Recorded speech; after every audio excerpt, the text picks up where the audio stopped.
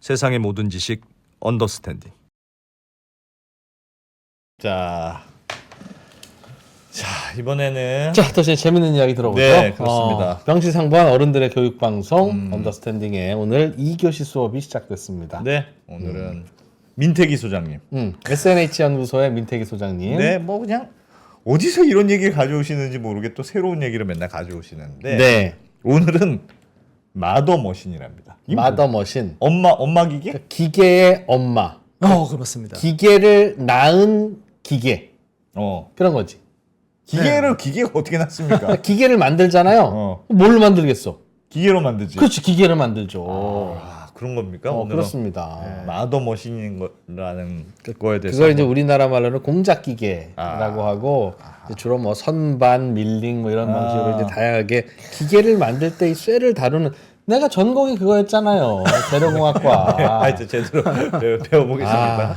SNH 연구소 민태기 소장님 어서 오십시오. 예, 반갑습니다. 안녕하십니까. 오랜만에 네, 오셨어요. 네. 예. 그렇죠. 공작 기계가 대충 뭔지는 아는데 네. 그거 가지고 지금 1시간 공작 기계란 마더머신이야. 그거 말고 뭐 설명할 게 있습니까? 그러니까 우리가 이제 공작 기계 하면 아까 말씀 선반, 밀링, 우리 이제 기계 산업 이야기하면 딱 생각되는 게 그런 이미지가 있죠. 네. 근데 그게 생각보다는 그 이미지가 과거의 어떤 모습으로 많이 고착돼 있어가지고 그러다 보니까 이게 지금 현재 일어나는 공작 기계 발전 방향이랄까 앞으로 우리 공장들의 스마트 팩토리나 4차 산업혁명이 어떻게 될지에 대해서 그 실체는 잘 이야기를 안 하시는 것 같아요.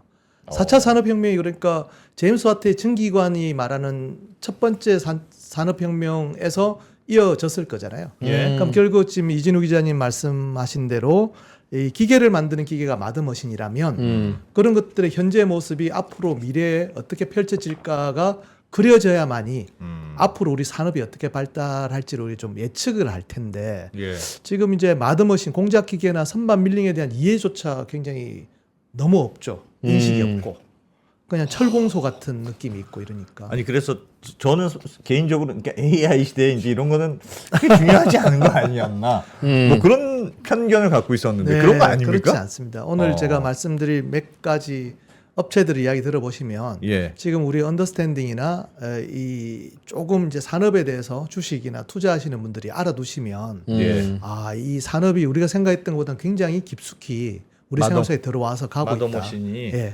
그걸 좀 보실 수 있을 것 같아요. 이름도 마음에 듭니다. 마더머신. 네.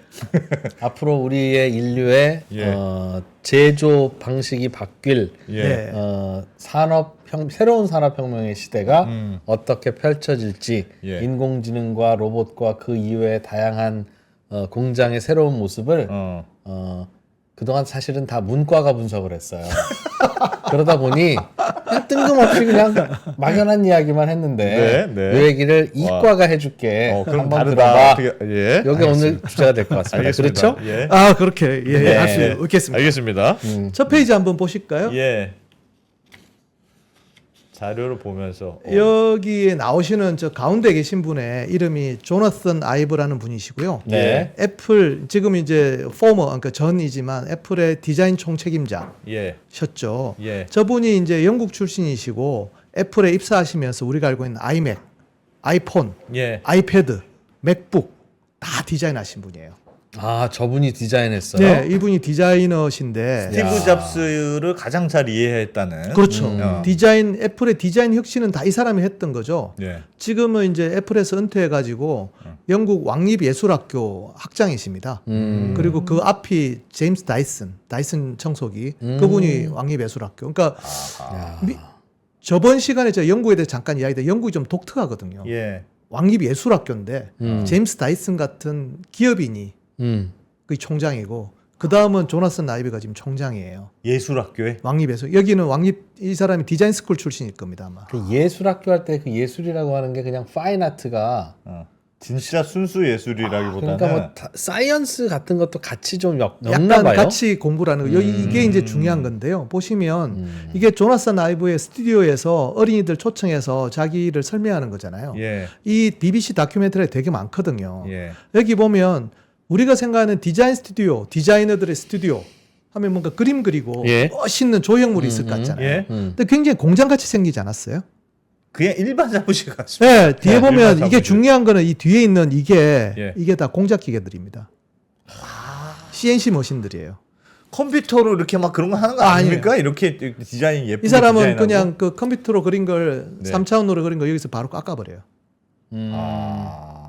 이 CNC 머신들 되게 비싸거든요. 네. 10개를 가지고 있습니다, 이 사람이. 저 개인 아, 사무실. 디자인 사무실이 스튜디오. 네. 스튜디오에서 네, 스튜디오에. 그래서 요게 애플의 어떤 혁신을 이끌어냅니다. 네. 이 CNC 공작 기계로. 그거를 이제 설명하기 전에 예. 조나선 아이브라는 요 왕립 예술학교 학장 예. 이자 애플의 디자인 총책임자가 예. 어떻게 이제 CNC 공작 기계를 가지고 아이들에게 설명을 하는가. 디자인의 중요성에 대해 설명할 때 공작 기계를 가지고 설명을 한다는 거죠. 와. 정말요? 많이 다르죠. 우리나라의 디자이너 중에 제품 디자이너 중에 그런 사람은 아직은 저는 본 적은 없는 것 같아요. 이쁘게 실제로 디자인해서 예. 넘겨주면 만드는 건 저쪽 부서에서 하는 앞쪽에. 네. 거라고 생각하고 그냥 하는 그림 거지. 담아서 스케치만 하는데 근데 이 사람은 자기가 깎아요. 자기가 깎는다고요? 네. 야, 그게 조립합니다. 제임스 다이슨 같은 경우도 그 사람도 디자인 스쿨 출신인데 그 청소기를 갖다가 처음부터 끝까지 자기가 다 분해하고 조립하는 걸 전 직원한테 시켜요. 그 회계 부서를 할지라도 인사 부서를 할지라도 우리 제품이면 분해 조립은 다 해야 된다는. 이야. 그 이제 제품의 이해도를 늘리지 않으면 회사의 DNA를 이해할 수 없다. 뭐 그런 예. 의미도 될 것 같아요. 예. 그래서 이 공작 기계가 이만큼 이제 많이 일반화됐을 때 이 공작 기계는 언제부터 시작됐는가 하면 굉장히 예전부터 됐습니다. 여기 보면 왼쪽에 보시면 도자기 돌림판이 있죠. 저것도 공작 기계로 볼 수 그렇죠. 있습니까? 뺑뺑 돌리는 거 예, 밑에? 예. 어. 돌리고 제품은 돌아가고 회전을 하고 예. 손이 공구잖아요. 어. 이렇게 하면 대칭, 축 대칭의 원형의 제품들이 정확하게 나옵니다. 사람이 그냥 빚어서는 동그랗게 못 만들거든요. 그렇죠. 근데 회전을 그렇죠. 시켜서 저렇게 돌리는 저런 기구를 갖다 우리가 선반이라고 부릅니다. 여기서 선이라는 건 회전, 선회할 때 선자고요. 예. 우리 저 찬장에 있는 뭐 벽에 있는 거, 선반. 그 선반은 순환국 말이에요. 이거랑은 다른 겁니다. 전혀 다른 겁니다. 여기서는 선반은 한문이고 예. 저렇게 그러니까 제품이 돌리는 것을 우리가 선반이라고 말하고 어. 오른쪽은 공구가 돌아가지 않습니까? 예. 저런 걸 갖다 밀링이라고 해요. 그러니까 선반은 제품이 돌아가고 돌리는 거고 공구가 돌리는 걸 우리가 밀링이라고 합니다. 밀링. 예. 그러니까 축대칭이 아닌 제품들은 저 밀링으로 저 하는데 어. 이 밀은 되게 중요한 게 이제 맷돌을 우리가 밀스톤이라고 하거든요. 예. 그러니까 서양도 맷돌을 쓰니까 그래서 그걸 가지고 풍차를 만들면 풍차도 원래는 제분기로 썼기 때문에 풍차를 우리가 윈드밀이라고 하죠. 예. 그래서 그 밀이라는 거는 서구에서는 팩토리라는 의미가 됩니다. 공장이 됐어요. 밀이. 예, 밀링이라는 거 자체가 어떤 제작을 한다는 의미에 더 가깝고 예. 밀이라는 거는 보통 저희가 번역을 하면 공장이라고 번역할 정도로 이런 식으로 이미 뭐 수천 년 전부터 인류는 공작 기계 원리를 쓰고 있었던 거죠. 예. 제품이 돌아간다 아니면 공구가 돌아간다는 것들로 인류가 도구를 쓰기 시작하면서 어떻게 보면 자연과 인간은 분리가 됐다고 생각을 할 수 있을 것 같아요. 그러면 이제 본격적으로 산업혁명이 시작됐던 이런 선반과 밀링의 시대가 어떻게 해서 폭발적으로 네. 바뀌는지를 한번 그림을 한번 보시죠. 네. 이 그림을 제가 굉장히 좋아하는 부분인데요. 예. 이거 여러 번 봤습니다. 여러 번 봤는데 여기 예. 제임스 와트가 전기요정. 있으시고 여기 프리스틀리가 있고 중간에 드니 파팽이라는 사람이 있어요. 이게 역사에서 잘 알려지지 않은 인물인데 제임스 와트가 살았던 시절에는 이미 전기기관이 있었습니다. 네. 그게 뉴커먼의 전기기관이라고 말을 해요. 그게 뉴커먼의 전기기관을 아이디어를 낸 사람이 드니 파팽이라는 프랑스 과학자였죠. 예. 근데 이제 프랑스 과학자가 뉴커먼에게 아이디어를 넘겨주고 뉴커먼은 그 아이디어로 저 깊은 곳에 있는 물을 이제 탄광들이 문제가 되는 게 깊이 파내려 가면 물이 차기 시작하니까 말로 길을 올리다 보니까 말이 우리가 생각하는 것보다는 그 사육비가 비쌉니다. 예. 그래서 전기관으로 드니 파팽의 전기관으로 교체했던 사람이 뉴커먼이라는 사람이었고, 근데 제임스 와트는 거기서 문제점을 많이 발견해요. 근데 어떻게 발견하냐면은 이게 물을 끓여서 전기를 만들지 않습니까? 네. 그럼 어렵게 물 끓여서 전기 만든 걸 갖다가 피스톤을 올린 다음에 이걸 갖다 내리기 위해서 거기다 물을 찬물을 끼얹어요. 그리고 다시 내려올 거잖아요. 네. 그럼 다시 끓입니다. 이게 얼마나 낭비입니까? 그 안에서 계속 이렇게 하지 않도록 밖에 뽑아가지고 응축기란 걸 만드는 아이디어를 먼저 내신 거고, 그 다음에 더 중요한 거는 뭐냐면은 가장 중요한 핵심이 이까지는 됐는데 제일 큰 문제가 피스톤의 직경이 약 한 1.2m쯤 됐던 것 같아요. 예. 그런데 피스톤하고 실린더하고의 간격이 이 당시에 정밀 공작기계 공차로는 반인치니까 12mm 정도 됐어요. 그만큼 공간이 있는 거예요. 예, 빈틈이 그럼 있어요. 손가락 하나가 있잖아요. 예. 길이 세는 글로 거죠. 다 세. 다 세. 아. 안 올라가 이게 안 되는 건 아닌데 예, 사실은 불 때 가지고 아니 손가락 하나 들어갈 정도면 그거는 수증기가 펑펑 새는 거죠. 밥 안 됩니다. 그 정도 가지고. 밥도 안 되고 그러니까 예. 뉴커먼의 전기요한을 많이 못 썼던 거는 너무 명확한 거예요. 그럼 이걸 갖다가 어떻게든 그 딱 붙여서 해야 되는데 예. 당시엔 그 기술이 없었어요. 그 기술을 만나는 게 여기에 이 그림이 제가 기가 막히다는 게 예. 그림 다시 한번 보실까요? 프리스틀리라는 사람을 만나면서 가능합니다. 제가 일전에 루나 소사이어티라고 이 사람 계몽주의자들 모임들이 있었는데 예. 거기서 이 프리스틀리를 만나서 이 프리스틀리의 처갓집이 철공소를 했어요. 그 철공소에서 이걸 갖다가 기술을 개발해 줍니다. 저 그린 사람은 저걸 다 알고 그렇죠. 다 옆에다 놓은 거예요? 그렇죠. 이 사람은 여기를 만나서 한 거예요? 연결되거든요, 이게 다. 와. 다 연결. 여기 보면 그래서 제임스 와트의 전기관을 갖다가 나중에 열과 일의 일당량이라는 줄이란 사람 나오지 않습니까? 예. 그다음에 제임스 와트의 그 전기관을 갖다 이론적으로 분석한 사람이 여기 옆에 파란 군복이 하나 있는데 이게 사디 카르노거든요. 예. 카르노 사이클. 그러니까 쭉 연결돼요, 이렇게 이야기가. 그러니까 이게 그냥 그린 게 아닌 거죠, 이게. 대단한 사람이다. 라울 두피? 라울 디피라고 하는 디피? 20세기 초에 이제 프랑스의 대표적인 화가인데요. 어쨌든 간에 이 프리스틸리가 기가 막히게 자기 처갓집을 소개해 주는 바람에 아까 12mm 정도 되는 공차를 예. 2.5mm까지 줄입니다. 그러니까 지금도 2.5mm는 큰 것 같지만 당시 1.2m에서 2.5mm는 거의 이제 뭐 다 붙은 거죠. 예. 그럼 굉장히 효율이 좋아졌던 거예요. 그때부터 제임스 와트의 전기관이 쓰이게 된 거죠. 만약 이 정밀하게 그걸 가공하는 기술이 없었다면 제임스 와트의 전기관은 뉴커먼의 전기관보다 더 널리 쓰이지는 못했을 거예요. 예. 자, 그러면 이 기술이 뭐냐? 예. 다음 페이지를 한번 보시면 그게 보링 머신이란 겁니다. 보링 머신. 네. 이게 네. 구멍 뚫는 거. 원형으로 내부를 파나게 하는 거. 그래서 지금 일론 머스크가 그 땅바닥에 이렇게 뭐 파서 지하에다가 트랜스포테이션을 만들잖아요. 예. 그 회사 이름이 보링 컴퍼니거든요. 여기 보링이라는 게 이제 지겹다 이런 게 아니고 예. 원형으로 이렇게 파내가는 것을 보링이라고 합니다. 예. 선반은 아까 말했죠. 도자기 하는 거니까 바깥쪽으로 이렇게 정밀하게 하는 건 잘 되잖아요. 네. 그죠? 근데 예. 안을 파내는 거, 정밀하게 안을 파내는 안을 거. 파내는 거, 어. 그거는 못했어요. 그게 이 보링 머신이 탄생하면서 정확히는 프리스틸리라는 사람의 처갓집인 윌킨슨이라는 철공소에서 개발한 겁니다. 그러니까 이때부터 처음으로 정밀공학이라는 게 탄생해요. 이제 정확하게 맞추는. 정밀하게 자르기. 예, 정밀하게 자르기. 파내기. 예. 이 보링 머신이 세계를 바꾼 거죠. 진짜 이 보링 머신이. 근데 이 윌킨슨이라는 사람은 이 보링 머신 구멍 뚫는 기계를 사실은 전기관용으로 만든 게 아니고 그 다음 예. 페이지를 보시면 대포 때문에 만들어졌어요. 대포 안에 구멍 예. 뚫어야 되니까. 예, 그 왜 중요했냐면은 영국은 다른 나라하고 되게 달랐습니다. 다른 나라들은 우리나라도 그렇지만 우리나라도 화포는 전부 다 청동으로 만들었어요. 예. 그러니까 주철로 만들면 더 좋은 건 알고 있지만 주철이 더 강하거든요. 주철이 강하다는 거는 더 얇게 만들 수가 있고 더 가볍게 같은 강도라면 더 가볍게 만들 수가 있습니다. 예. 근데 그렇게 하기에는 주철이 잘 깨졌어요. 그래서 다른 나라는 그 전통적으로 대포는 청동으로 만듭니다. 예. 자, 그런데 영국은 해군에 문제가 있어가지고 해군의 문제가 뭐냐면은 육상에서 할 때는 무거운 대포는 큰 문제가 없는 게 사람들이 계속 밀면 옮기면 되니까. 예. 근데 배에서는 그러면 실을 수 있는 대포의 양이 제한이 됩니다. 그러니까 가벼운 대포가 더 많이 필요했던 거죠. 그 개발을 갖다가 했던 게 이 윌킨슨이라는 사람이었어요.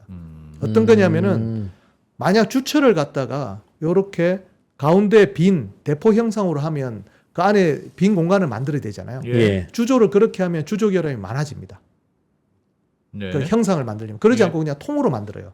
네. 통으로 만들면 결함이 없거든요. 그렇죠. 내부를 파내면 되잖아요. 근데 그거 너무 어렵지 않습니까? 그 파내는 기계가 보링 보링 머신. 머신. 그걸로 해서 처음부터 이렇게 판 데에서 그냥 쇳물을 넣어서 만드는 게 아니고. 예, 그렇게 하면 결함이 많아지니까. 우리 보면 그렇게 하는 게 보면 대표적으로 에밀레종이 있죠.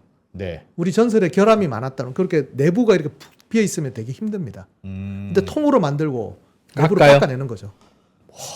정교하게 만든 틀에다가 붓는 게 더 정교하게 만들어질 것 같은데. 그게 수축하면서 바뀝니다. 뭐 액체가 틀이 수축하면서 아니요 그 부은 쇳물이 액체가 네, 쇳물이 쇳물이 수축하면서 일반적이지 않습니다. 그리고 그러니까 그 액체였다가 그게 굳어야 되는데 굳은 네. 다음에 그 미세한 차이가 생긴단 말이에요. 맞습니다. 그리고 그 안에 기포가 들어가요. 복잡해질수록. 그러니까 통으로 돼 있으면 기포를 잘 뺄 수가 있거든요. 예. 기포 결함이 많아집니다. 그래서 그렇게 만드는 힘들고 그래서 윌킨슨은 아니 통으로 그냥 하고 파내면 되지. 그다음에 또 문제가 뭐냐면은 그 정확하게 안 파내면 어떤 문제가 있느냐. 예. 대포를 쓸 때 여기 보면 폭약에 그 폭발력으로 튕겨나가야 되는데 네. 똑같습니다. 그 쇠구슬 음. 포환이랑 벽 대포의 벽하고 공차가 거의 없어야 돼요. 그렇겠네요. 그래야 멀리 갑니다. 그렇겠네요. 그렇잖아요. 그런데 그 주철로 하면 그 정밀하게 못 맞추죠. 그 미세 옆에 남는 공간이 막 생기니까 그럼 헛심을 바람 쓰는 쐰다, 거죠. 바람 쐰다. 헛심을 쓰는 거죠. 그리고 윈디지라고 하거든요. 유격이라고 말을 하는데요. 예. 그 정밀공학에서는. 근데 이 대포가 얘 언제 개발되냐 바로 이 1700 몇십 년대예요. 1760년, 70년대입니다. 얘기되면서 정확하게는 1770년대에 영국 해군이 채택을 합니다. 이 캐러네이라는 대포를. 저게 파낸 거예요? 예, 파낸 겁니다. 그러면서 이걸 이제 채택하신 분이 몽테규 백작이라고 혹시 예. 샌드위치 백작이라고 영국에서 샌드위치를 제일 처음 만들어 먹었던. 그분이 해군 장관하면서 이걸 갖다가 이제 실전 배치하고요. 야. 그 다음에 일어났던 게 나폴레옹 전쟁이 일어났죠. 예. 나폴레옹이 다른 나라를 다 나폴레옹이 포병 장교였거든요. 전 유럽을 제패하는데 영국 제패에 실패한 이유는 해군한테 맨날 깨지는 거예요. 저 포를 못 이겨서. 저 포를 못 이깁니다. 아니 너무 자존심이 나오죠. 나도 포병 장교인데. 근데 나폴레옹은 청동 대포를 썼고 영국은 이 정밀 가공된 주철 대포를 썼거든요. 그럼 단위 시간당 쏠 수 있는 포탄 수가 달라집니다. 예. 얘는 그럼 보니까 유격이 되게 없기 때문에 작은 에너지로도 멀리 보낼 수 있잖아요. 아니 포는 멀리 보내는 게 진짜 결정적일 것 같아요. 한 명은 여기 똑 떨어져서 못 맞히는데 한 놈 좀 더 가면 맞추고 얼마나 얇겠어. 그건 뭐 게임이 안 되는 거지. 트라팔가 해전에서 이게 트라팔가 해전에 투입된 대포거든요. 예. 그때 단위 시간당 이게 2배를 더 많이 쐈대요. 그러면 박살 나는 거죠. 그게 어쨌든 간에 그래서 사이먼 윈체스터라는 이제 그 과학 문명사 저자가 계신데 그분이 2020년에 완벽주의자들이라는 책을 내셨어요. 예. 그게 결론이 그렇습니다. 프랑스가 영국에 패한 것은 영국의 정밀공학에 당했다. 그러니까 보링 머신에 당한 거죠. 야. 그러니까 보링 머신이라는 그 정밀공학 때문에 네. 제임스 와트의 전기관도 탄생하고 대포도 탄생하고. 보링 머신은 만들기가 어렵습니까? 그때는 되게 힘들었어요. 제가 이제 그 역사를 좀 이야기 드리려고 하는 거예요. 예. 그 뒤에 장면도 한번 보시죠. 아편 전쟁.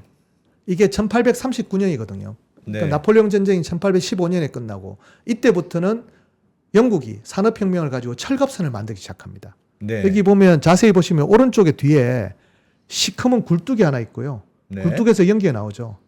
이게 전기관을 움직이는 세계 최초의 전기 철갑선입니다. 예. 여기도 이제 대포가 있었겠고 얘가 철갑선으로 만들면 뭐가 더 좋으냐?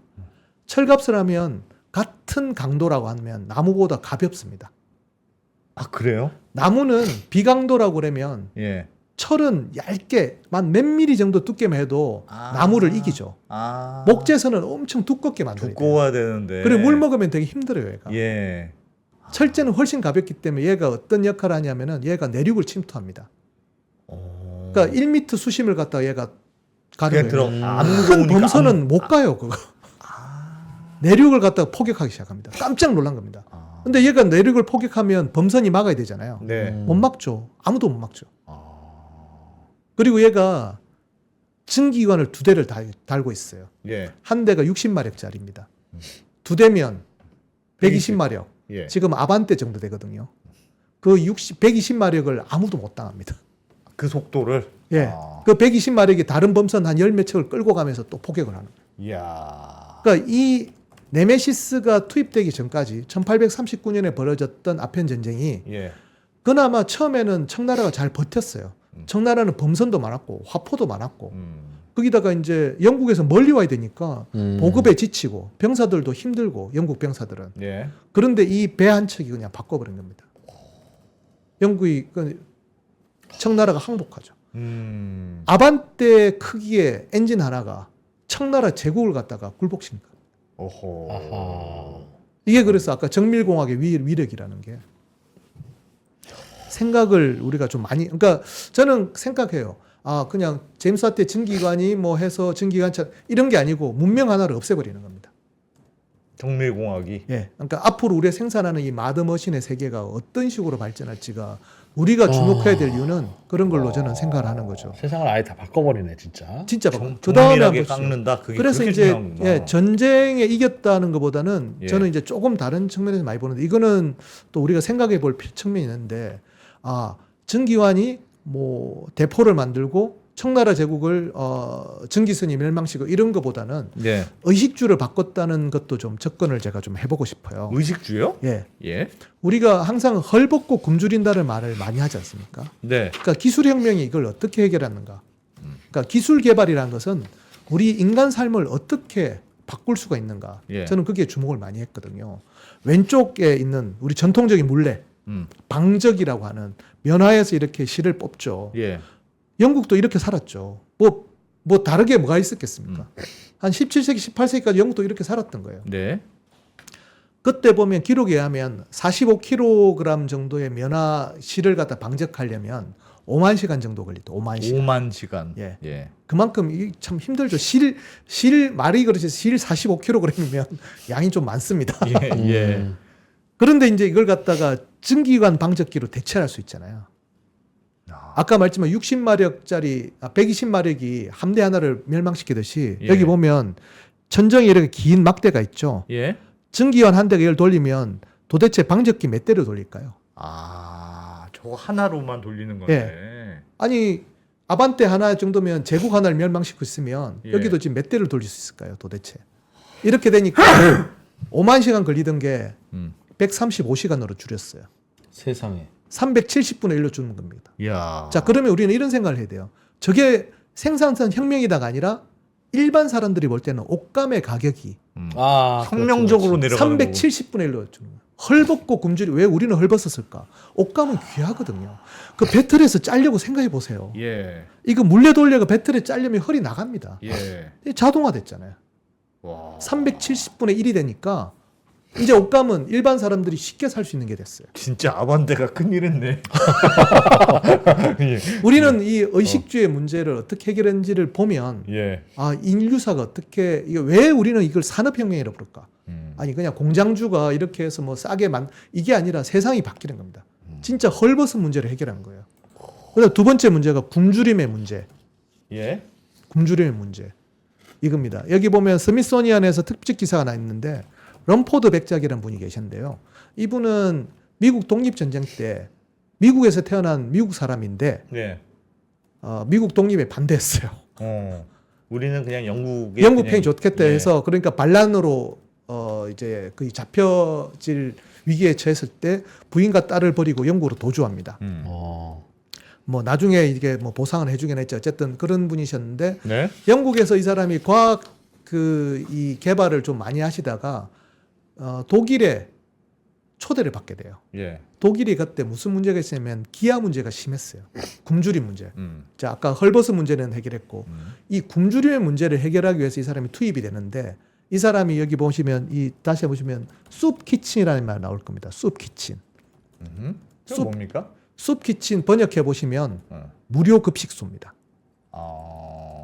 사람들이 굶주리니까 큰 들통에다가 음식을 해가 숲을 끓여 가지고 나눠줬던 거예요. 예. 그럼 그 전까지 수프가 왜 없었을까?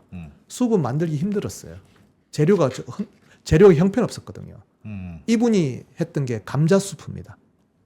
그게 이 이전까지는 서양인들이 감자를 안 먹었어요. 불길하다고. 네. 근데 이 사람이 레시피를 개발해 가지고 아주 맛있게 먹는 감자 숲을 만든 거예요. 그 숲을 럼포드 숲이라고 하고요. 예. 거기다 큰 들통에다가 끓여가지고 무료 급식소를 했기 때문에 숲 키친은 번역하면 무료 급식소가 되고 그것 때문에 이 사람이 벤자민 톰슨이란 분이 그 소위 말해서 그 저기 신성 로마 제국 황제로부터 백작칭호로 받는 거예요. 그래서 럼포드 백작이 된 겁니다. 저게 근데 마더머신하고 무슨 관계가 있습니까? 그다음이 문제죠. 이분이 고민하셨어요. 왜 그러면 사람들은 굶주릴까? 아니 감자 먹는 건 좋아. 예. 근데 사람들이 집에서 요리를 못 해 먹어요. 왜? 예. 놀랍게도 19세기 이때 1800년대 이전에 서양의 가정에는 부엌이 없었습니다. 네. 부엌이 없었어요. 부엌이 없었어요? 예. 우리는 아궁이 시스템을 이해하잖아요. 예. 그 불 때면 온도를 지지고 한쪽에서 밥하고 그 그게 불로 밥하고. 없었어요. 그럼 밥을 어디서? 밥을 어떻게 합니까? 빵 사 먹었잖아요. 재분소가 권력이에요. 중세 시대는 재분소가 권력입니다. 네? 재분소가 권력이에요. 재분소를 운영할 수 있는 건 영주밖에 없어요. 밥은 한 곳에서만 하고 그러니까 예. 빵은 한 곳에서만 하고 그걸 예. 타다 먹는 사 먹든 타다 먹든. 그러니까 프랑스 혁명 때 보시면 밀을 달라가 아니고 빵을 달라죠. 예. 빵이 빵은 집에서 해 먹는 게 아니고. 땔감을 갖다가 난방에 쓰기도 바빴기 때문에 네. 이걸 갖다 고민하신 거예요. 그래서 오른쪽과 같이 스토브 시스템을 만들어 키친 레인지를 만듭니다. 이 그림 한번 보실까요? 이분이 이렇게 만듭니다. 불을 갖다가 집에서 화로처럼 우리가 서양식 벽난로로 떼면 예. 엄청나게 거기다가 그릇을 옮기면 빠지는 에너지가 너무 많거든요. 그래서 우리 아궁이처럼 이렇게 스토브를 만들어 가지고 그 안에서 불을 떼면 예. 에너지가 보존되잖아요. 네. 그리고 위에다가 잘 그림 보시면 구멍을 뚫어놨어요. 구멍 몇 개에서만 불이 나오죠. 거기다가 냄비 아주 얇은 냄비를 얹어서 요리를 해 먹을 수가 있죠. 예. 그렇게 만든 겁니다. 저걸 만든 거예요. 이 키친 레인지라는 말을 처음 탄생하기 때문에 그다음부터 우리가 가스 레인지, 예. 전자레인지, 레인지란 말이 붙은 이유는 이 사람 때문입니다.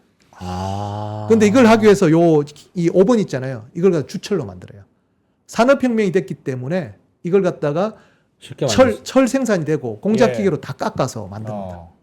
싸게 만들 수 있죠. 아까 생산력이 아까 옷감도 370분의 1이 됐듯이 예. 싸게 만들 수 있죠. 그 이전까지는 그 팬이라는 게 구리로 만드는데 비싸요. 비싸서 일반 사람들이 할 수 있게.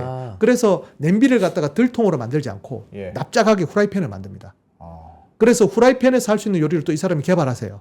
그래서 그걸 팬쿡이라고 하는데 지금도 보면 조금 이제 요리 관심 많으신 분들은 팬쿡 하면 럼포드 백작이 창시자다. 레시피를 만드시고 그 다음에 여기 있는 그 저녁에 불을 끄고 난다도 여열이 남아있죠. 여열이 예. 남아있죠. 네. 그것도 아까워요. 아깝죠. 그래서 이 사람이 자기 전에 거기다가 양고기를 넣어놓고 12시간에 아침에 일어나니까 따뜻하게. 5분. 그러니까 60도 이미 꺼진 불인데 예. 열기가 남아있으니까 한 12시간 있으니까 그게 또 요리가 돼. 그걸 갖다가 저온 숙성법이라고 수비드 공법이라고 하거든요. 수비드가. 수비드도 만드신 분이에요. 이런 걸 갖다가 과학을 갖다가 요리에 이용하는 걸 갖다 우리가 분자 요리라고 하거든요. 예. 말리큘러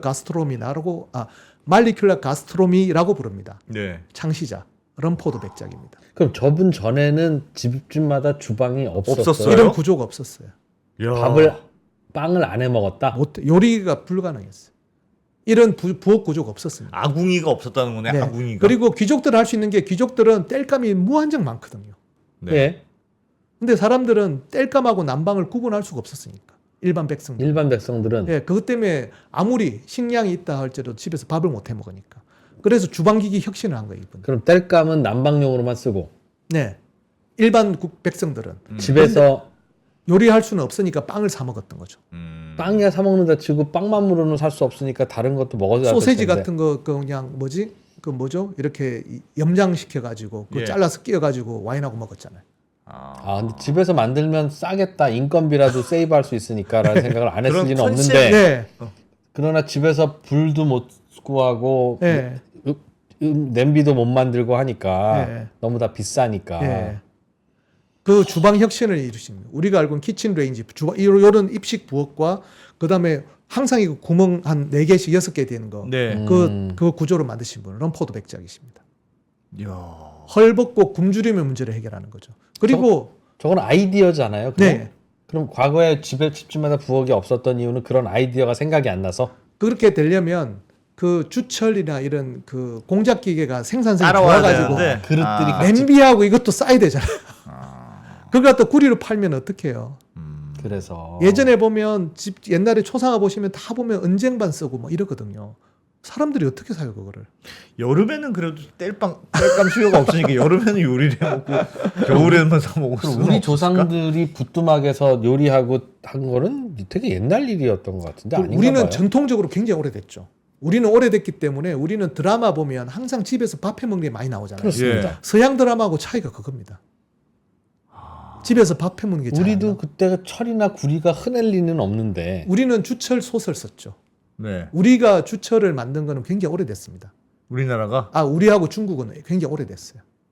왜 근데 서양에서는 왜뭐 그거는 서양이 도자기를 왜 못 만드냐면 주철도 그렇지만 주철과 도자기는 1300도 이상으로 올려야 되거든요. 네. 청동기는 800도면 됩니다. 예. 1300도로 올릴 불을 뜨겁게 만들 그 기술이 이 화로 기술이 없었어요. 풍무. 예, 풀무 기술이 없었어요. 그게 전래된 게 17세기쯤 됩니다. 서양에서 주철이라는 걸 그러니까 1300도 이상으로 오는 게 17세기 이후입니다. 그리고 서양이 도자기를 굽기 시작한 게 한 17세기, 18세기 때예요. 우리보다 훨씬 늦게. 야, 그럼 1500년대의 유럽은 정말 원시 사회였네요. 1592년에 임진왜란이 일어났을 때 예. 일본 애들이 제일 먼저 많이 한 게 우리나라의 도공을 납치하는 거였어요. 예. 일본은 그래서 임진왜란을 도자기 전쟁으로 부르기도 합니다.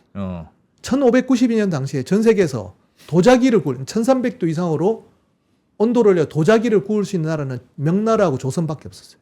야. 아무튼 간에 네. 그래서 여기 산업혁명은 예. 그냥 무기 생산이라든지 그냥 생산성이 아니라 헐벗고 굶주림을 해결한다. 이때 탄생한 게 피쉬앤칩스입니다.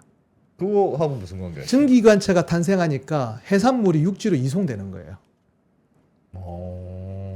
피쉬앤칩스가 그때 탄생합니다. 산업혁명의 결과로. PC를 요리해서 먹을 수가 있게 된 거예요? 맞습니다. 야, 불쌍했구나 유럽이. 그러니까 말씀드렸지만 이게 1776년이 왜 중요하냐면은 그 산업혁명이 비로소 그때 서양이 동양을 앞서는 거거든요.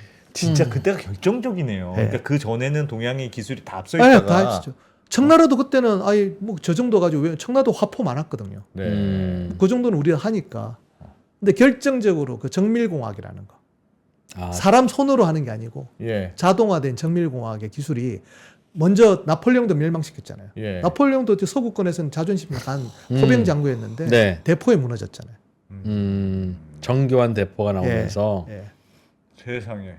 그 세대가 바뀌면 지금도 보면 우리가 전투기 할 때도 5세대, 6세대 하면 다 비슷비슷한 게 아니고요. 세대가 바뀌면 그냥 다 죽는 거예요. 비행기 한 대가 다 그냥 끝내버리는 겁니다. 그러니까 그런 시대에 우리가 있다는 것들도 그 연장선에 지금 우리가 있다는 것 때문에 제가 마드머신이라는 이런 정밀공학이 얼마나 중요했는지 야, 생각이 그게 나 진짜 완전 신기하네. 와, 그게 그 다음에 한번 보시죠. 예. 이 정밀공학이 그 다음에 성장하는 계기가 된 게 있는데요. 왼쪽에 보면 챌린지 락이라는 게 저게 뭐냐면은 브라마라고 이제 이분이 수세식 화장실을 만들던 분이셨는데 예. 1784년에 자물쇠 회사를 만들었어요. 자물쇠 회사가 왜 중요하냐면은 우리 네. 정보 보안처럼 네. 그때 도둑이 극성을 부렸거든요. 근데 어떤 사람이 자물쇠를 잘 만들면 그게 락피킹이라고 하는데 자물쇠 뜯는 기술자들로 나온 거예요. 예. 그러면 그걸 갖다가 이기는 또 다른 자물쇠를 만들고 지금 그러겠죠. 같으면 예. 해커와 이 보안 솔루션과의 싸움 같은 일이 그때 1700년대 말에 벌어져요. 예. 그래서 여기다가 상금을 겁니다. 우리 자물쇠를 뚫을 수 있으려면 200긴이라고 해요. 지금은 그렇지만 5천만 원 정도를 주겠다. 그만큼 자기 자물쇠에 자신 있었던 거예요. 예. 근데 이걸 갖다 어떻게 만드냐면은 우리 자물쇠 하면 그냥 홈 몇 개만 있잖아요. 이때 이 자물쇠는 홈이 되게 많았어요. 여러 가지 조합으로 있어가지고 한 번에 딱 맞지 않으면 이게 그 따기가 되게 힘들게 만들었는데 파라미터가 많은. 그렇죠. 그렇게 하기 위해서 고용한 사람이 18세의 금속 기술자였던 헨리 모젤리라는 사람입니다. 예. 이게 이제 정밀공학에서 또 다른 아까 윌킨슨의 보링 머신처럼 했던 게 선반을 이전에는 나무로 만들었어요.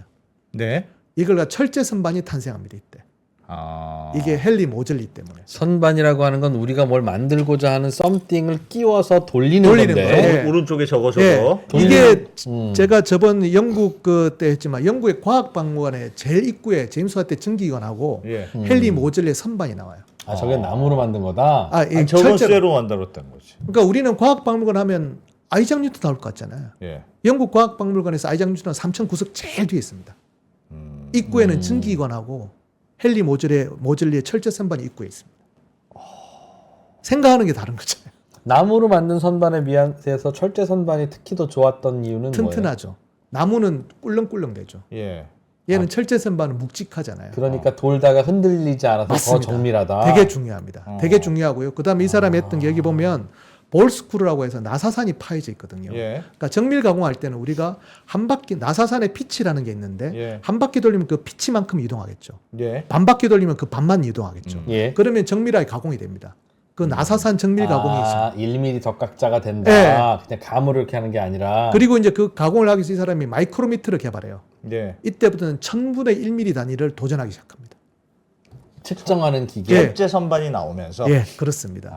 그 다음에 이게 중요한 게 뭐냐면은 그러면 예를 들어서 우리가 12mm짜리 요 길이짜리 나사를 만든다고 했을 때 예. 사람마다 똑같이 만들 수는 없거든요. 그러면 공차라는 게 존재하겠죠. 예. 뭐 0.1mm 정도를 더 허용한다든지 그걸 허용하는 이유는 상대본에 맞췄을 때 그 공차 안에 들어가면 조립이 되는 겁니다. 자, 그러면 이전까지는 우리가 뭐 만들 때 어떻게 만드냐면 어떤 사람은 장인한테 부탁을 하면 만들어주세요. 그러면 뭐 의자를 만든다면 자기가 조립해가면서 만들잖아요. 풀리 다 만들어야 되죠. 그렇잖아요. 어. 그러지 않고 공차가 하면 그 부품을 갖다가 분업이 대량으로 되는구나. 만들어냅니다. 이케아 가구가 되는구나. 그렇죠. 그걸 갖다 인터체인저블이라고 합니다. 교체 가능한 부품. 이때부터는 무조건 부품들을 많이 만들어 놓고 그냥 어떤 걸 조합해도 끼워지는 거죠. 만약 저기 전기 소켓에다가 우리가 플러그를 뽑는데 예. 그때 다르면 소켓을 못 뽑아요. 그렇지, 그렇지. 근데 우리는 지금 규격화 다 돼 있잖아요. 이때부터 대량 생산이 가능해집니다. 그래서 이 사람이 어떤 야. 기계를 만들었는데 그 기계 한 대가 비숙련자 10명이 1년에 13만 개씩 만들었어요. 예. 그냥 돌리면 돌리면 되니까. 똑같이 나오니까. 그렇게 규격화해 놓은 걸 현대사에 와서 휴대폰 충전기를 서로 또 다르게 만들었으니 나쁜 친구들. 아니 근데 저거는 생각해 보면 쇠로 만들면 튼튼하고 쫙 규격화돼서 좋겠다 생각했을 텐데 그 전에는 그런 아이디어가 아까 없었나 나사산. 보죠? 예. 나사산을 먼저 깎아야 되거든요. 예. 나사산을 정밀하게 깎는 기술을 전처음 개발한 겁니다. 그래야 이송이 그러니까 이 밀링이나 보링이나 뭐 선반을 깎을 때 정확하게 1mm만 더 절입을 한다. 0.5mm 간다라는 그 이송 장치가 정확해야 되거든요. 예. 우리 그걸 볼스크루라고 하는데 그걸 예. 처음 만드신 분이에요. 그러니까 저 선반이 철제인데 예. 철제 선반을 만들려면 정밀하게 그 선반의 부품을 깎아야 되잖아요. 예, 그거부터 시작한 거예요. 그럼 뭘로 깎았냐고요? 그거는 나무 자기가 선반으로 깎았어요? 그걸 하기 전에 제일 처음 한 게 마이크로미터를 만드는 겁니다. 측정하는 기계? 예, 그거를 만들어서 제가 하나씩 하면서 그걸 하나씩 정밀하게 하나씩 만들면 그 다음부터는 정밀한 기계 됩니다. 처음에 손으로 다 만들고 처음에는 손으로 해야 되겠죠. 처음에 철제 선반을 만들 때는 손으로 하고 손으로 일일이 그거 만들었다. 하기 전에 마이크로미터부터 만들었어요. 아, 측정 장비가 정확해요. 측정 장비를 만들고 여기 5mm짜리가 구멍이 5mm니까 예. 나사도 5mm여야 되는데 5mm를 어떻게 예. 하려면 재야 되니까 예. 마이크로미터. 생각이 전혀 다르신 분. 그 마더 머신이 많네. 그거 하나를 손으로 마더를 만드니까 그 다음부터는 만드는 거네. 맞습니다. 성경에도 나오잖아요. 일단은 아담과 하와를 만들어 놓으니까 그다음 나머지는 지들이 알아서 만드는데 그럼 최초로는 어떻게 만들어? 이거 내가 직접 만들어야지 이거. 아유 진짜. 처음은 그렇죠. 처음은 그건데 그 측정을 하면 그 다음부터는 계속 이렇게 성장하는 거죠. 자, 그래서 세상이 어떻게 한 번만 바뀌었는지 고생하면 될 걸. 그걸 안 만들어가지고. 한번 보시죠. 예. 그렇게 성공하신 분이 이분이십니다. 헨리 포드죠. 대량 생산의 원조. 그러니까 인터체인저블이 됐기 때문에 부품 표준화 됐잖아요. 예. 그다음에 T형 자동차 같은 경우는 1,500만 대를 만들 수 있을 정도로 그러니까 주구장창 만들면 되는 거죠. 숙련 기술자 아니라 네, 계속 조립만 해도 되는 거죠. 아무나 불러와도 기계가 있으면 시킨 대로만 하면 되게. 옛날에는 장인들이 상대물에 맞춰서 어떻게든 하려고 필요 없고 그냥 원래 있던 그 표준 매뉴얼대로 무조건 다 조립되는 거예요. 이케아처럼. 자, 그렇게 됐는데 이 사람이 그러면 그걸만 한 게 아니고 아까 예. 말했지만 생활 라이프 스타일을 바꾸잖아요. 네. 이 혁명이라고 우리가 부를 수 있으려면 생산성 혁명으로는 부족합니다. 세상이 바뀌어야 돼요. 그 중에 하나가 이 장면입니다. 원래 헨리 포드는 에디슨 전기회사의 기능공이었어요. 예. 근데 에디슨한테 이야기합니다. 아, 선생님, 제가 내연기관 자동차, 아니 무슨 소리냐? 지금 대세는 전기 자동차다. 아닙니다. 제가 내연기관 자동차로 하는 걸 보여주겠습니다. 왜? 전기 자동차 훨씬 간단하고 편한데 제가 보여드리겠습니다. 해서 포드 자동차를 만든 거죠. 예. 거기에 친구가 파이어스톤이라고 이 사람은 타이어. 만들어서 친구였어요. 그러니까 거기다가 이제 파이어스톤 이걸 탄 다음에 이 장면이 뭐냐면은 이 사람들이 차박을 합니다. 차를 타고 차를 타고 캠핑. 교회로 떠나요. 교회를 떠나 당시 셀럽들이잖아요. 그래서 기자들을 대동을 해서 영화를 찍습니다. 근데 보세요. 한 20km를 떠났어요. 차박을 해. 예. 그 다시 돌아와. 돌아오려면 한드럼통 부으면 끝이거든요. 예. 전기차는 돌아올 수가 없어. 못 돌아옵니다. 멀리 못 가지. 멀리 못 가. 돌아올 방법도 없어요. 이야, 에디슨이 한 방 먹었네. 아니 그러니까 에디슨 여기서 적극적으로 후원해요. 네 말이 맞다면서 이때 사람들 꿈을 꿉니다. 아 주말이 되면 우리 가족 4인 가족이 가서 캠핑도 하고 바베큐도 구워 먹고 교회로 떠나서 마차가 없으면 못 하는 건데 그렇죠. 마차는 일반인들이 가질 수가 없지 않습니까? 이야. 일반인들도 살 수 있는 정도 가격으로 내가 만들어 줄 테니 우리 미국인들은 주말을 즐깁시다라고 라이프 스타일을 바꾼 거예요. 그래 뭔가 삶을 바꾸는 걸 해야 돼. 그러니까 우리 인류의 삶을 바꾼 에브리띵은 예. 사실 다 저때 만들었지. 이유는 없습니까? 인터넷이니 인공지능이니 스마트폰이니 이건 네. 그 에어컨, 세탁기, 자동차 등등에 비하면 진짜 아무것도 아니다. 아니에요. 그래도 예를 들면 카톡 있잖아. 네. 카톡이 있으면 국제 전화를 걱정 없이 항상 해요. 마치 국내에 있는 것처럼.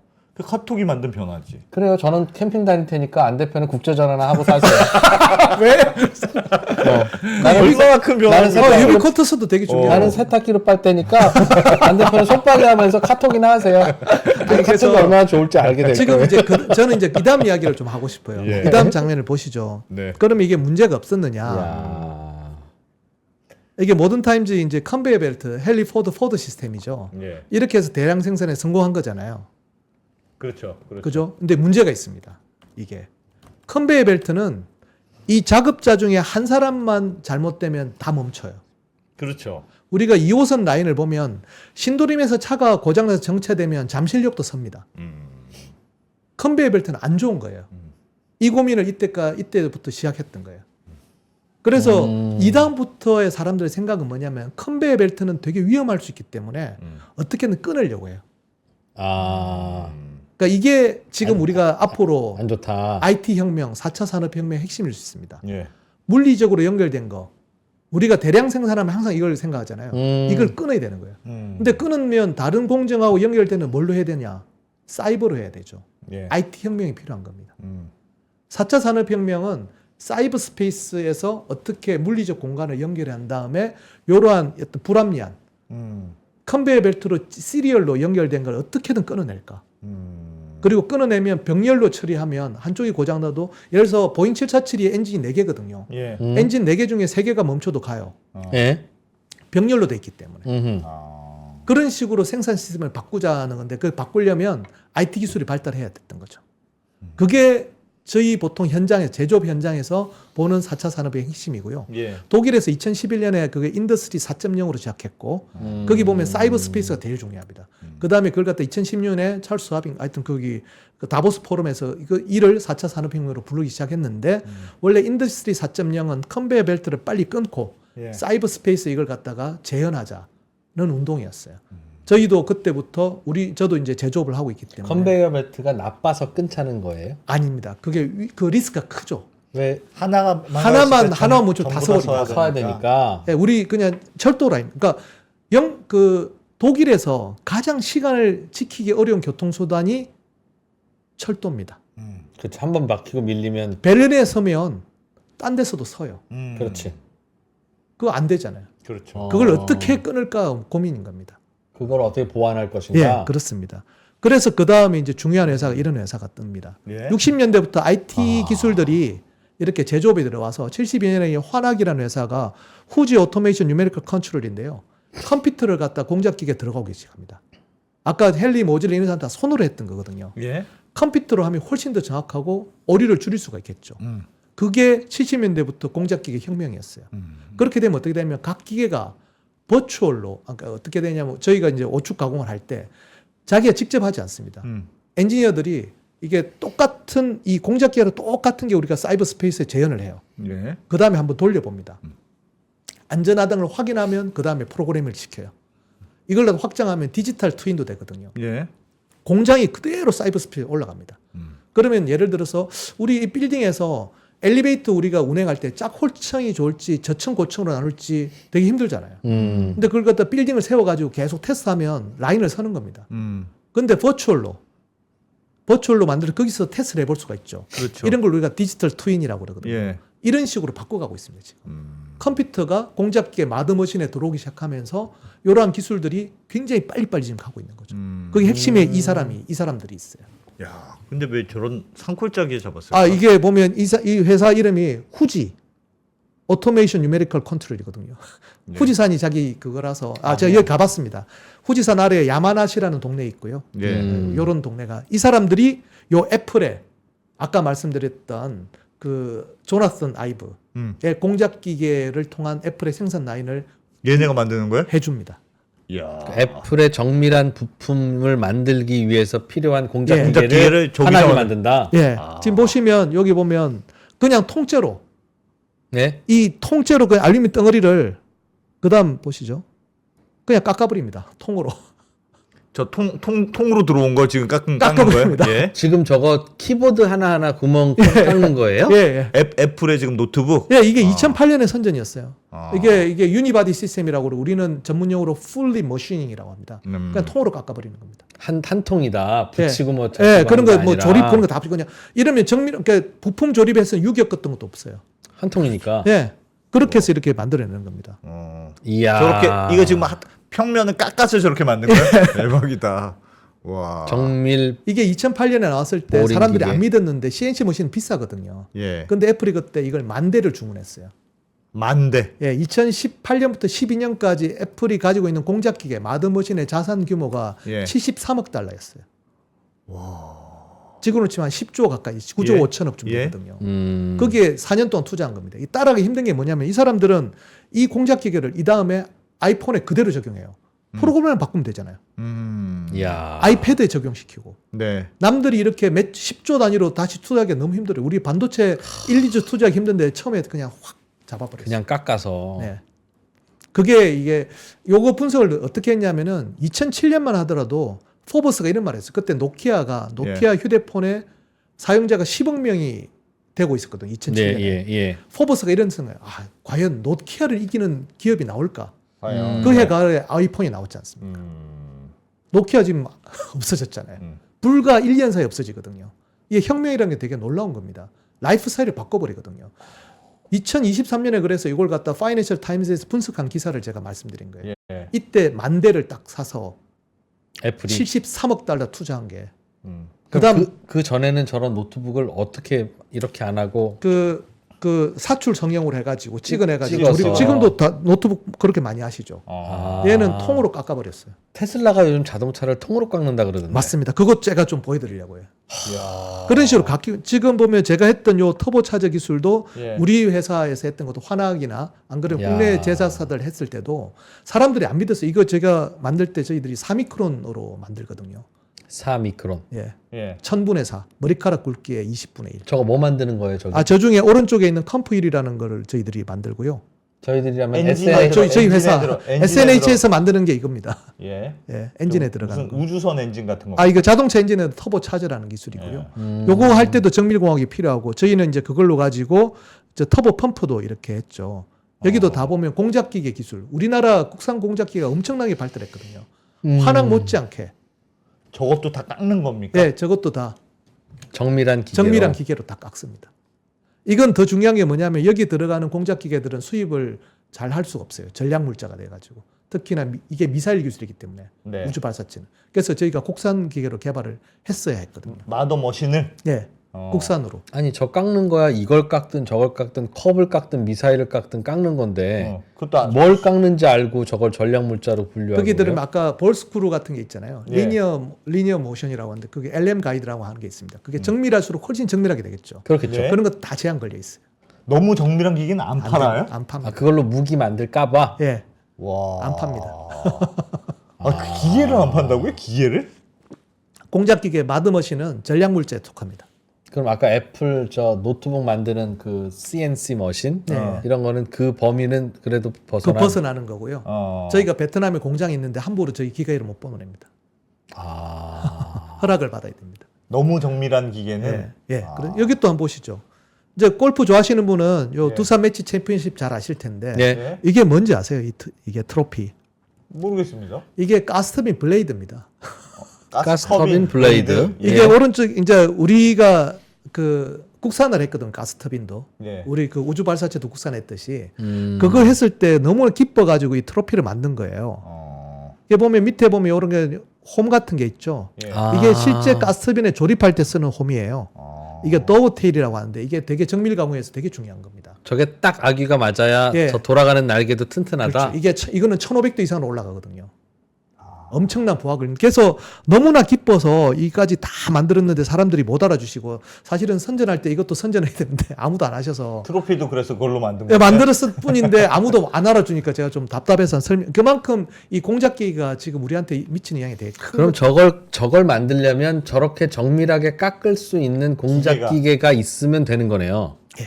그런데 여기에 들어가는 이 터빈 블레이드라는 금속이 되게 특수합니다. 예. 알루미늄하고 차원이 달라요. 강하겠죠. 어마어마하게 달라요. 1,500도에서 버텨야 되기 때문에. 신기해. 버틸 수는 있는데 버티는 저놈은 깎일 때도 버티겠지. 그렇죠. 잘 안 깎이겠죠. 안 깎이죠. 그러니까 저놈을 깎을 수 있는 뭔가를 만들면 그렇죠. 저게 국산화되는 거니까. 그렇죠. 그런 것들에 지금 계속 이런 식으로 우리가 가고 있어요. 지금. 그럼 결국은 가공하는 기계를 만드는 게 핵심이네요. 예. 요즘은 저런 기계 막 이런 게 아니고 무슨 예전에 무슨 다큐멘터리 같은 거 보니까 물로 뭐 정밀하게 깎는다든가 뭐 뭘로 깎는다든가 깎는 방식이 막 달라지던데요. 워터젯 그다음에 이제 방전이라고 해서 EDM이라고 해서 그 와이어로 커팅하는 것도 있고요. 예. 레이저로 하는 것도 되게 많습니다. 근데 마지막에 최후에는 절삭 가공으로 들어가요. 머신ing으로 들어갑니다. 머신으로. 예. 그다음에 연마가 폴리싱이 들어가고. 아침에도 제가 폴리싱 때문에 아주 되게 힘들다 왔는데 제가 하는 일이 보통 그런 겁니다. 요런 정밀하게 깎고 만들고. 깎고, 예. 그래서 지금은 어디까지 가냐면 요거 한번 보시면 재밌을 것 같아요. 요거 뭡니까? 치과에서 지금 많이 쓰고 있습니다. 덴탈 밀링, 그러니까 공작 기계가 지금 치과로 들어갔어요. 옛날에는 여러분들 그 이 이빨 본을 뜨려면 그 고무 같은 거 낑 물고 맞아요. 떼면 그게 석고보가 이제 그거 아닙니다. 스캐너로 넣어요. 네. 스캐너로 한 다음에 요 탁상용 그 머신에서 CNC 머신이니까 그냥 그 자리에서 깎아줍니다. 그럼 며칠 안 기다려도 되네요. 네. 3D 프린팅 아니면 그냥 깎습니다. 아, 깎는 거예요. 3D 프린팅보다 이게 빠릅니다. 깎는 게 훨씬 빠릅니다. 이 덴탈 밀링이 엄청나게 커지고 있어요 지금. 저게 기술이 가능한 핵심이 뭐예요? 예전에는 못 하다가 컴퓨터라이징. 소위 말하는 지금의 그 컴퓨터 IT 기술이 결합 4차 산업혁명은 결국 IT 혁명과 제조업이 결합하는 거거든요. 스캐닝으로 3D 입자를 읽어내서 그대로 깎는다. 우리 국내 업체도 여기 투자 받은 게 메디트라는 업체가 2조 4천억 투자 받았죠. 이야, 그 회사가 맞아 비싸게 팔렸는데. 깎는 거 정밀하게 깎는 기계와 컴퓨터가 합쳐지는 거고. 그렇습니다. 이전까지 사람 손을 안 타게 만드는 거. 그러니까 귀찮은 것들을 어떻게든 안 하게 하고 위험한 것들을 벗어나고 그 컨베이어 벨트 같이 그런 것들의 위험성을 없애는 쪽으로 제조업이 만들어지고 있어요. 제조업이 이렇게 중요한 거예요? 그게 4차 산업혁명입니다. 그러니까 아까 뭐 AI라든지 자율주행이라든지 뭐 드론이 이거는 그게 도구일 뿐이고 핵심은 컨베이어 벨트를 빨리 끊어가지고 사이버 스페이스 어떻게 재현할 것인가. 그게 핵심인 거죠. 그게 핵심을 담아오는 게 이 기가 팩토리라는 겁니다. 요거 동영상 나중에 찾아보시면 진짜 테슬라. 앞으로 제조업이 어떻게 탄생하는지를 보여줄 수가 있어요. 예. 보면 이 캐스팅도 이렇게 하거든요. 핵심 뭐냐면은 찍는다면서요? 예. 핵심은 무인화가 아닙니다. 네. 사람들과 공존합니다. 뭐가요? 공작기계와 사람은 공존해야 됩니다. 예. 그러니까 모든 것들 무인화하는 게 무인화하고 자율하고 핵심이 아니고 사람들과 공존해서 사람들이 위험한 일에서 벗어나게 하고 사람들은 창의적인 일을 하게 하면서 기계가 계속 허드렛 일을 하게 만드는 그것들을 계속 안에 보시면 여기 보면 다음 장면 보시면 얘한테 일 시키고 오른쪽 구석에 사람 보이세요? 어디 있습니까? 저기 컴퓨터 앞에 앉아 있네. 저기 있네. 한 명. 위험한 일은 쟤한테 시키고 저기 보호망 밖에서 사람은 관리하는 겁니다. 이것들을 원래는 저임금 노동자 시키려고 그랬잖아요. 예. 그러지 않고 이걸 로봇에 시키고 인간은 그걸 관리하면서 좀 더 창의적인 일을 하게 하는 거. 그것이 컴퓨터라이제이션, 소위 말하는 AI라든지 인공지능 자율주행이 가능하게 된 시대가 되는 거죠. 저 노란 것도 공작기계. 그렇습니다. 환하기 저런 거 만들어요? 그렇습니다. 오토메이션 이런 거죠. 이런 식으로 세상이 바뀐다는 걸 조금 알면 지금 그냥 증기관에서 산업혁명 끝나고 뒤에는 뭐 다른 이야기 같지만 여전히 이 기가팩토리 딱 보시면 와 제조업이 이렇게 가고 있구나. 여기서 지금 엄청난 생산들이 이루어지고 있는 것이거든요. 예, 이번 기회에 조금 이게 제조업이 공작기계 마드머신에 어떻게 가고 있고 저런 현대 거였구나. 산업에서 결국 우리 라이프 스타일이 기가팩토리나 애플 때문에 바뀌고 있지 않습니까? 예. 우리가 산업혁명 하는 이유는 그 때문이거든요. 인간을 어떻게 더 이롭게 하고 사람들로 하여금 위험한 작업에서 벗어나게 만들고 조금 더 우리는 가치 있는 일, 주말이 있는 삶. 말 그대로 그냥 그 에디슨하고 헨리 포드가 여행을 떠나듯이 예. 그거 하려고 하는 거거든요. 이 제조혁명. 제발 좀 그렇게 좀 됐으면 좋겠습니다. 그러면 남는 시간에 여가가 많아지고 예. 사람들은 그 여가로 예. 뭐 또 하겠습니까? 소비를 하고 또 유튜버? 생산에 언더스탠딩 보는 거지. 언더스탠딩 봐야죠. 뭐 하겠노? 남는 시간 뭐 하겠노? 언더스탠딩 보겠지. 그래서 짧은 시간에 쭉 한번 이야기 드렸는데 이게 참 야. 생산혁명이라는 게 산업혁명이라는 게 얼마나 예. 사람과 인간의 문명사를 바꿔놨는지 와. 요 연장선상에 본다면 앞으로 요 제조업혁명이 또 어디까지 갈 것인지 이미 선진국들은 어디까지 가고 있는지 이런 정밀 기계는 일본이 너무 강한 거 아닙니까? 우리나라의 업체 하나가 세계 3위입니다. 우리나라 업체가요? 예. 3위라면 매출 3위? 예. 그저 헌악같이 로봇 만드는 게 공작기계 로봇이 아니에요. 회사 회사 이름이 이름 뭐예요? 알려주시죠. DN 솔루션. D. DN 솔루션 원래 대우종합기계 DN 솔루션. 예, 네. 대우종합기계였다가 두산이었다가 지금 DN 솔루션으로 바꿨죠. DN 솔루션즈. 네. 세계 3위입니다. 그거 상장한다는 회사인데? 상장 준비하고 있다고 들었는데. 상장이 쉬운 게 아닙니다. 네? 다 상장한다 그러고 말이야. 상장 준비하고 있다니까 거기. 되게, 되게 큰 회사. 네. 제가 해외 바이어들한테 설명을 할 때도 네. 우리 있어겠다. 그럼 네. 믿을만한. 그러네요. 2024년 2월 기사인데 DN 솔루션즈 3천억 규모 프리 IPO 추진. 3천억이 쉬운 게 아닙니다. 이야. 하여튼 이런 것들을 보니까 우리 주위에 있는 흔한 일인 같지만 예. 우리 라이프 스타일이 앞으로 어떻게 바뀔 것이고 거기에 주도하는 또 흐르는 이 제조 혁신들이 어떻게 있는지를 좀 봐주시면 우리 기계 산업에 대한 이해도가 좀 인식들이 좀 바뀌지 않을까 공작기계. 공작기계가 이렇게 중요한 건지 진짜 몰랐어요. 봐주시면 좋을 것 같습니다. 이야, 재밌네. 대박이다. 세상에. 저는 그래서 요즘 알리, 테무 이런 데서 예. 막 720원짜리 사면 네. 괜찮아요. 이걸 어떻게 720원에 만들지? 네. 나 진짜 놀라워서 사왔지 또. 사보고 오는데 나한테는 진짜 720만 원을 줘도 이거 어떻게 만들지 할 그거를 이게 어떻게 이 가격에 만들까 생각해 보는데 결국은 그게 다 말씀하신 그 기계들. 예. 생산성 혁신. 근데 만드는 거네요. 저도 테무에서 몇 번 사왔는데 문제가 뭐냐면 보기에도 진짜 멀쩡하고 너무 싸잖아요. 네. 막 1,000원 미만이고 이렇잖아. 근데 말씀하셨던 대로 예를 들면 뚜껑이 딱 씌워져 있어야 되잖아요. 좀 헐렁해.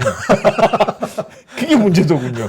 보기에 진짜 멀쩡하고 진짜 괜찮은데 아구가 정확하게 안 맞고 약간 헐렁해서 자꾸 빠지고. 그게 일부러 그러는 게 아니라 정밀한 공작 기계가 없으니까 그런 겁니다. 그런 싼 거. 걸로 대충 만들어서 그냥 대충 그 오차의 한계를 좀 넓게 두고 그렇습니다. 그렇더라고요. 네. 그러니까 오차 범위를 넓게 주니까 출구조서가 다 틀렸잖아요. 정밀해야 되는데. 이야, 진짜 공작기계 마더머신에 대해서 오늘 좀 편견을 많이 깬 것 같네요. 그러니까 이게 중요한 이게- 거구나. 저게 무슨 의미가 있는지를 진짜 이제 공대가 진짜 중요한 일을 하고 있네. 공대가 진짜 중요한 일을 하고 있는 것 같습니다.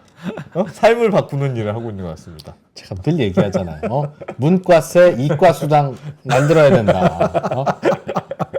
예. SNH 연구소 민태기 소장님, 오늘도 뭐 대박이었습니다. SNH 연구소는 이런 민태기 소장님이 계신데 예. 뭘 합니까? 아까 말씀드린 정밀하게 예, 그거 부품 만드는 거. 만들고 예, 부품 만들고 부품 만드는 거. 우주선에도 들어가는 그런 것도 부품 만들고 있고. 있습니다. 정밀 기계를 하시는 거네요. 예, 정밀 하는 가공을 하고, 게. 예. 뭐 연마도 하고 도금도 하고 용접도 하고. 대단하십니다. 존경심이 막 이렇게 우러나오네. 우리가 하는 것보다 SNH 훨씬. 연구소니까 네. 연구소가 회사 이름이에요? 그건 아니 아니죠? SNH가 회사고요. 네. 기업 부설 연구소. SNH를 책임지고 있는 소장님. 자, 알겠습니다. 보내드리죠. 이제. 알겠습니다. 네. 네. 예, 민태기 소장님 오늘도 아주 재밌게 잘 들었습니다. 고맙습니다. 고맙습니다. 네, 감사합니다.